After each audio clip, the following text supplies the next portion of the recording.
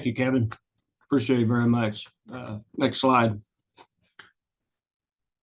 So in the year 2022, 710 Oklahomans were killed on our roadways, and the early estimate for 2023 is about another 700, according to the National Highway Traffic Safety Administration. Additionally, more than 11,600 people were injured in crashes on Oklahoma roads in the year 2021. Now looking at Oklahoma's work zones in a 5-year span, excuse me, we had 91 road user deaths, including that of a road worker. We also had 1,455 injuries and 8,000 crashes in work zones. And ODOT and OTA have seen 72 work zone worker fatalities and many responders struck by fatalities as well. And just 2 months ago, Deputy Dwayne Chase of Sequoia County was struck by a car while responding and supporting Oklahoma Highway Patrol response to a fatality crash. Next slide.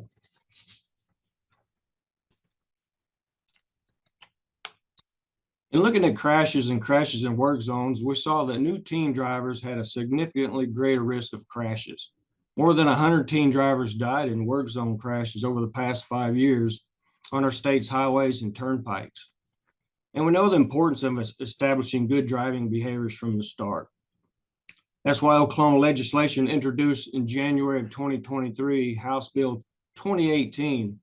This bill requires all teenagers to complete a free course approved by the Oklahoma Department of Transportation, focused on first responder and work zone safety.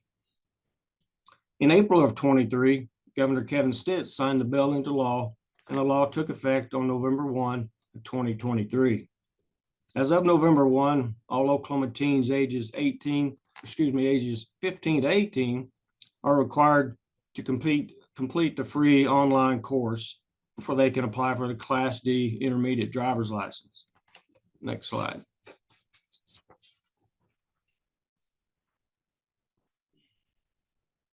This new driver education requirement is called Work Zone Safe Program. In developing the Work Zone Safe Program, we worked collaboratively, including our Department of Transportation, our Turnpike Authority, State Highway Safety Office, Oklahoma Highway Patrol, Service Oklahoma, which is an entity that provides driver and motor vehicle services for the state, and the Oklahoma Association of General Contractors, a nonprofit organization for construction professionals.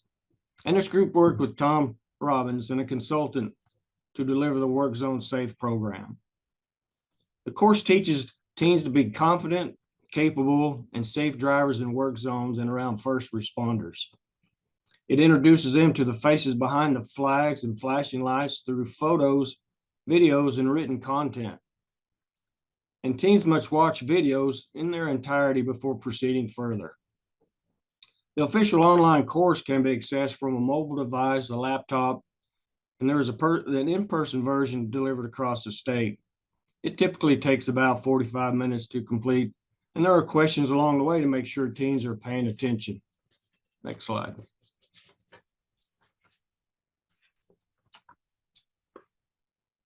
So what does Work Zone Safe course cover? Of course, it covers several good practices and laws for maneuvering around work zones. It also covers key responder safety elements. For example, it specifies that first responders include tow truck operators. It puts names and faces and family stories for responders struck and killed, including video testimonies.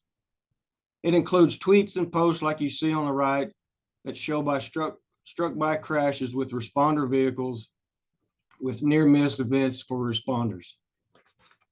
Next slide. The course also covers Oklahoma Slow Down, Move Over law. The Oklahoma Move Over law has been in place since 2002. In 2019, the law expanded to include any vehicle with flashing lights, including maintenance workers and cars with hazard flashing lights on. The law didn't protect motorists on the shoulder until help arrived, which we know are red and blue lights. So we made it effective when stationary vehicles with flashing lights were on the side of the road. In 2022, the Oklahoma Move Over law was approved by the Senate to be renamed as Bernardo's Law in memory of a tow truck driver struck and killed. In November of 2023, along with the work zone safe course requirement, our state increased penalties for non-adherence to the law. While the course does go through its history, it does explain the law and why it exists and the penalties for not following the law. The course also includes a traditional highway safety, traffic safety administration visual to emphasize Oklahoma's move over law.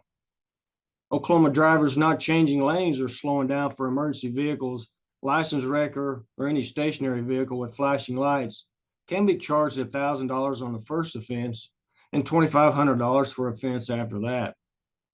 Fines are significantly greater if the offense results in a responder injury or death. Next slide.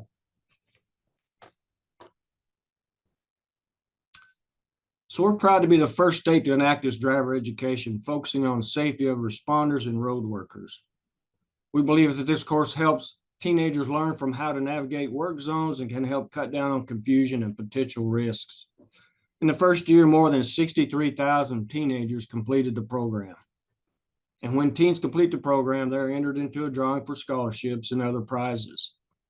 We believe this program keeps our Oklahoma roads safer for our responders, our road workers, our teen drivers, and all road users. And we're happy to share our experiences with other states considering a similar program. Back to you, Kevin.